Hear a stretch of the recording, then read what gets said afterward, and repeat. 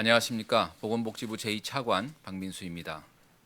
정부는 국민 여러분께 응급의료에 대한 보다 상세한 정보를 제공하기 위해 오늘부터 응급의료 일일 브리핑을 시작합니다. 최근 일부 지역의 응급의료기관 단축 운영 등 우려가 제기되고 있습니다. 정부는 응급의료기관별로 면밀히 모니터링을 하고 필요한 조치를 하고 있으며 상황에 따라 신속히 추가 대응할 예정입니다. 현재 전반적인 응급의료 역량을 종합적으로 볼 때 일부 어려움은 있지만 일각에서 제기하는 것처럼 붕괴를 우려할 상황은 아니라는 말씀을 드립니다. 전공의 공백으로 인한 어려운 상황에서도 현장을 지켜주시는 의료진의 헌신에 감사드립니다. 먼저 응급의료 현황에 대해 설명드리겠습니다. 첫째, 응급실 운영 현황입니다. 전체 409개의 응급실 중 99%인 406개소는 24시간 운영을 하고 있으며 6.6%에 해당하는 27개소는 병상을 축소하여 운영 중입니다. 8월 30일 기준 응급의료기관 병상은 5,918개로 평시인 2월 첫째 주 6,069개의 97.5%에 해당합니다. 둘째, 군의관과 공중보건의사 등 대체 인력을 조속히 배치하겠습니다. 응급실 운영이 일부 제한된 의료기관에 총 15명의 군의관을 9월 4일자로 배치하고 9월 9일부터 8차 파견될 약 235명의 군의관과 공중보건의사를 위험기관 중심으로 집중 배치할 계획입니다. 네, 뉴스핌 신도경입니다. 앞선 질문과 좀 비슷하긴 한데요.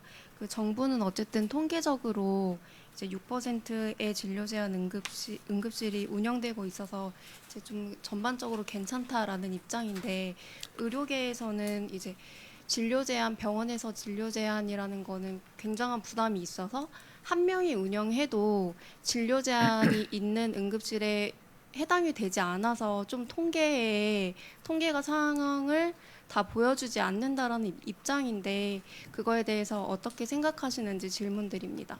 예. 제가 전반적으로 괜찮다 이렇게 표현은 안 했습니다. 그러니까 진료 제한이 뜨면 그 배후 진료가 어떤 사정으로 인해서 진행이 안 된다는 뜻이기 때문에 현장에서는 또 그런 환자들이 들어올 수가 있어서요.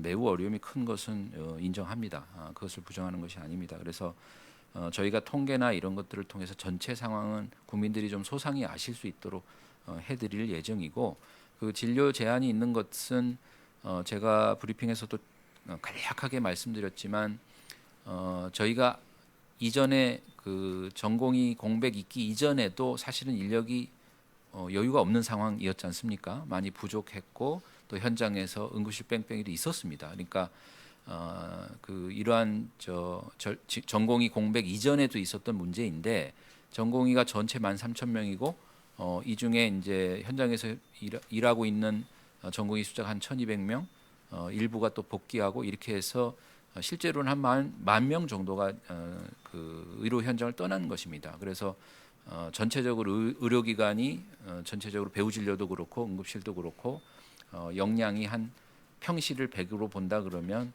한 30%에서 20%는 내려가 있는 상황이고요. 그 내려가 있는 상황에서 밀려드는 환자들을 진료를 하다 보니 결국은 이제 중증 위주로 우선순위를 정해서 할 수밖에 없고, 이게 아마 현장에 계신 의료진들한테는 매우 좀 그 힘들고 어려운 여건입니다. 이제 그게 조금 장기간 지속되다 보니까 또 일부 의료기관에서는 또 인력이 이탈하는 일들이 생기고 이렇게 해서 진료가 중단되거나 제한되는 경우들이 있습니다. 그래서 그거는 분명히 엄중한 상황이고 저희가 그런 상황에 대해서는 의료기관별로 모니터링을 하고 있다는 말씀을 드립니다. 현재는 응급의료 전체 408개 중에 저희가 특히 조금 위험 있다라고 판단하는 23개 의료기관은 담당자를 지정을 해서 매일매일 상황을 모니터링하고 있고요. 그다음에 그다음에 해당 지자체하고도 긴밀히 협의하면서 필요한 뭐 인력 지원이나 이런 그 강구 대책들을 매일매일 강구해 나가고 있다라는 말씀입니다. 저희도 엄중하게 생각하고 있고 그 문제를 빠른 시일 내에 해소할 수 있도록 최선의 노력을 다하고 있다는 말씀을 드립니다.